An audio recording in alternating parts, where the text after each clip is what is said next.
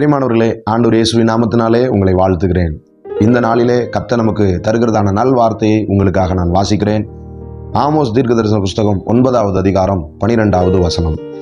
அந்நாளிலே விழுந்து போன தாவீதின் கூடாரத்தை நான் திரும்ப எடுப்பித்து அதன் திறப்புகளை அடைத்து அதில் பழுதாய் போனதை சீர்படுத்தி பூர்வ நாட்களில் இருந்தது போல அதை ஸ்தாபிப்பேன் என்று இதை செய்கிற கர்த்தர் சொல்லுகிறார்.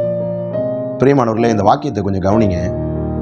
இடிந்து போனதையும் வாழாய் கிடக்கிறதையும் திரும்பவும் எடுப்பித்து அதில் பழுதாய் இருக்கிற காரியங்களை எல்லாம் சீர்படுத்தி புதுப்பித்து மீண்டும் முந்தின நாட்களில் இருந்தது போல நான் நிறுத்துவேன், நிலைப்படுத்துவேன் என்று ஆண்டவர் வாக்கு கொடுக்கிறார்.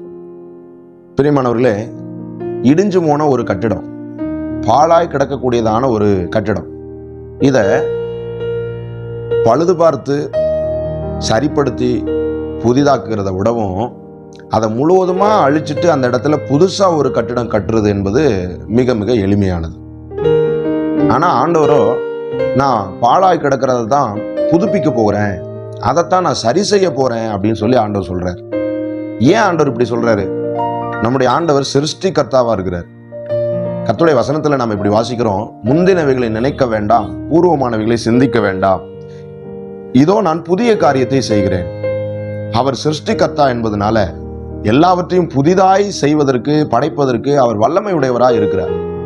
என்றாலும் கூட ஆண்டவர் பழையவைகளை, பாழாய் போனவைகளை நான் புதுப்பிப்பேன், சீர்படுத்துவேன்னு சொல்லும்போது நம்ம வாழ்க்கையில சில காரியங்களை உண்மையிலேயே அழிச்சிட்டு புதிதாக்குவது என்பது செய்யக்கூடாத ஒரு விஷயம்.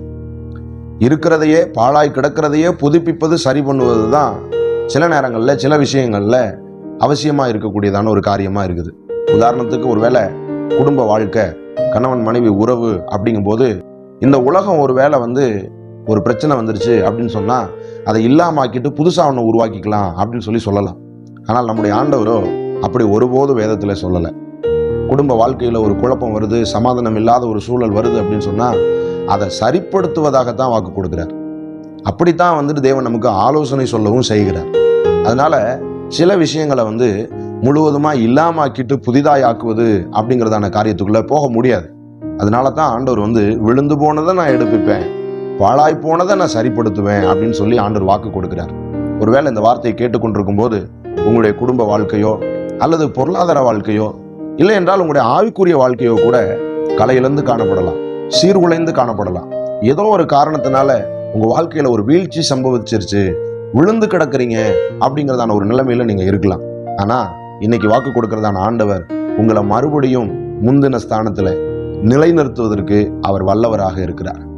எந்த அளவுக்கு அவர் அதை சரி பண்ணுவார், சீர்படுத்துவார் அப்படின்னு சொல்லி ஒருவேளை நீங்க கேட்பீங்க அப்படின்னு சொன்னா, இந்த விஷயம் கெட்டு போயிருந்தது, உருக்குலைந்து போயிருந்தது அப்படின்னு சொல்லி ஒரு நபர்கிட்ட நம்ம சொன்னா கூட அவர்கள் நம்ப முடியாத அளவிற்கு அதை சரி பண்றதுக்கு கர்த்தர் வல்லவராக இருக்கிறார். ஒருவேளை ஒரு மனிதனுடைய கையில ஒரு உடைக்கப்பட்ட பாத்திரத்தை கொடுத்து இதை சரி பண்ணு அப்படின்னு நம்ம சொல்லுவோம்னா, அவன் எவ்வளவுதான் முயற்சி பண்ணி அதை சரி பண்ணாலும் அது சரி பண்ணதுக்கு பிறகு பார்த்தா அது உடைக்கப்பட்டது, பிறகு அது சரி செய்யப்பட்டிருக்கு அப்படின்றத எளிதாக கண்டுபிடிச்சிட முடியும்.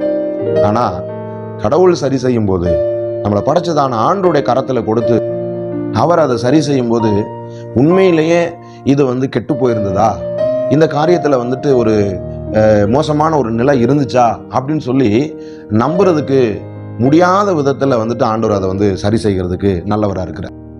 அப்படியானா ஆண்டவர் நம்முடைய வாழ்க்கையில, நம்முடைய பொருளாதாரத்துல விழுந்து போய் கிடக்கக்கூடியதான விஷயங்களை, பாழாய் போய் கிடக்கக்கூடியதான காரியங்களை சரி பண்ணுவதற்கு, சீர்படுத்துவதற்கு அவர் வல்லவராக இருக்கிறார்.